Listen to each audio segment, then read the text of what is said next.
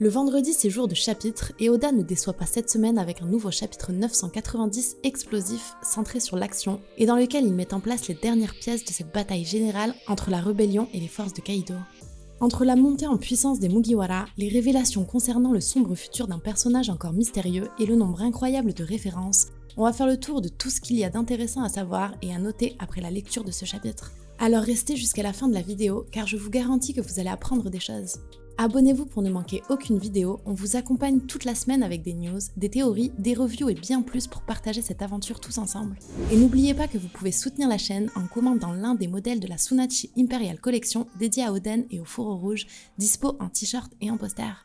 Vous êtes nombreux à m'envoyer des photos après réception de vos commandes et ça fait juste ultra plaisir, un grand merci. Je voudrais vous parler tout d'abord de l'arrivée du Gear 5 de Luffy, que je verrais bien pointer le bout de son nez dans cet arc. D'une part parce que Luffy ne semble pas avoir envie de perdre du temps cette fois-ci, et n'hésite pas à utiliser son Bound Man contre les premières lignes de défense de Kaido. On pourrait voir bientôt l'utilisation du Snake Man, même si je ne suis pas convaincue qu'il soit forcément adapté à la situation, puisqu'il est surtout destiné à affronter des ennemis rapides. Ensuite, logiquement, on devrait découvrir le Gear 5 ou alors une forme inédite du Gear 4, même si je pense que Luffy va devoir passer un cap pour affronter Kaido. Oda l'avait dit, Kaido ne sera pas simplement battu par des coups de poing comme les autres antagonistes jusque-là, ce qui laisse présager que Luffy est encore loin du niveau requis pour pouvoir l'affronter correctement. Il passera forcément par l'utilisation d'une technique plus puissante que tout ce qu'on a vu jusque-là afin d'essayer d'y parvenir, avant très certainement de se rendre compte qu'il faudra encore plus que ça pour pouvoir faire tomber l'invincible Yonko. Mais ce qui est encore plus intéressant est la remarque de Hyogoro lorsqu'il aperçoit Luffy en Bound Man. Il le compare à un Myō, qui est une divinité bouddhique vouée à combattre les démons. Ils sont décrits comme étant les rois de la sagesse, gardiens du bouddhisme et protecteurs des 5 sagesses de Bouddha. Et ce n'est pas un hasard si c'est Hyogoro qui fait la remarque, puisque lui-même nous était présenté dans sa jeunesse comme ayant l'allure typique d'un Myō, avec les flammes, la position de sa main et celle de son sabre qui ne laisse aucun doute sur la référence d'Oda. Et ce n'est pas la première fois que cette divinité apparaît dans l'arc Wano Kuni, puisqu'en revenant au chapitre 921, on remarque un dialogue très intéressant de Kiku, dans lequel elle y fait déjà mention. Elle dit que le Festival du Feu est le grand festival annuel pour les habitants de la capitale et que Kaido y est considéré comme le Myō. Autrement dit, comme le roi de la sagesse et protecteur du royaume de Wano Kuni. La symbolique saute immédiatement aux yeux si on lit entre les lignes. Hyogoro voit tout simplement en Luffy le successeur logique de Kaido, qui a aujourd'hui la main mise sur le royaume. Et c'est cohérent avec l'entièreté des actions de Luffy depuis le début de l'arc, qui protège la population de Wano Kuni en protégeant ses habitants et en les nourrissant alors qu'ils mouraient tous de faim lors de son arrivée sur Wano à cause de l'empoisonnement des eaux et de la confiscation des nourritures saines.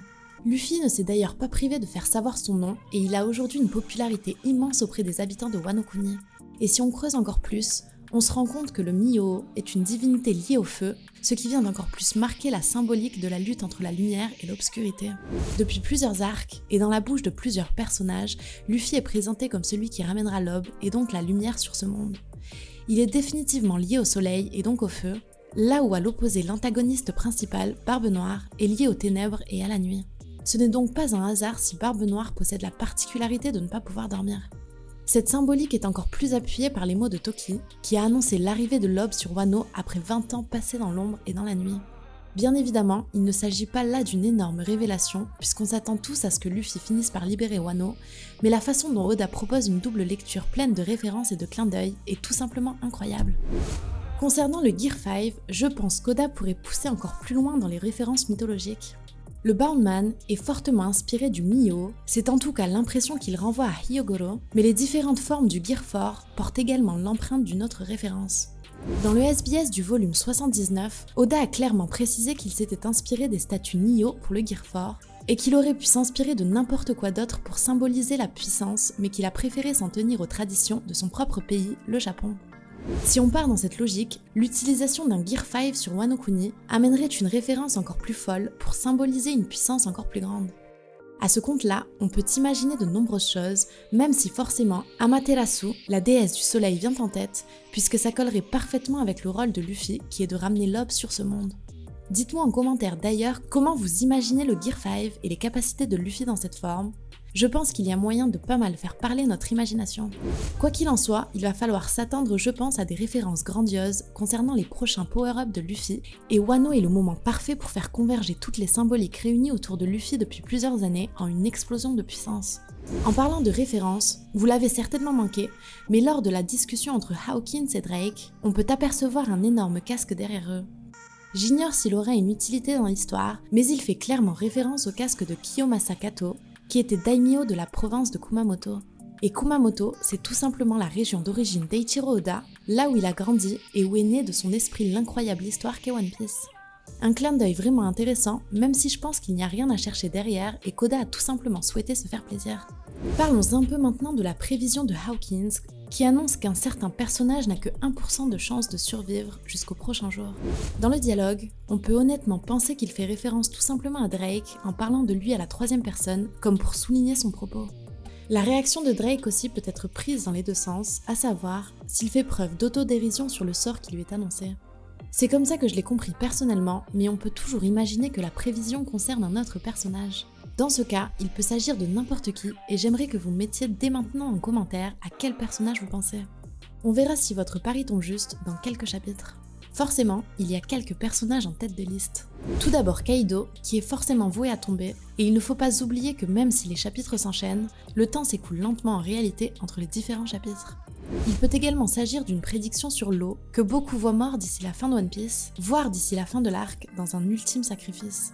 Je vous en avais déjà parlé dans une précédente vidéo que je vous invite à aller voir. Ou il pourrait tout simplement s'agir de Luffy, que malgré son apparente position de force reste quand même en large désavantage et dans une situation périlleuse. Bien évidemment, en tant que futur roi des pirates, 1% seront largement suffisants pour lui pour faire taire les prédictions de Hawkins et faire mentir les statistiques. Mais je reste quand même sur ma première idée, qui est qu'il s'agit simplement de Drake et que c'est une façon détournée pour Hawkins de lui dire qu'il n'a statistiquement aucun intérêt à se joindre à lui pour trahir Kaido. Likez et partagez cette vidéo si elle vous a plu et si vous y avez appris des choses, c'est très important pour son référencement. C'est toujours un plaisir de vous livrer nos premières réactions sur le chapitre et restez connectés car d'autres vidéos arrivent au courant de la semaine pour parler de tout ça en détail. N'oubliez pas de répondre en commentaire aux questions que vous trouverez sous la vidéo, j'y répondrai dans un nouvel épisode de Dandanmushi. Abonnez-vous pour ne manquer aucune vidéo et de mon côté, je vous dis à très vite pour de nouvelles aventures et d'ici là, portez-vous bien. À bientôt sur le Blue Channel.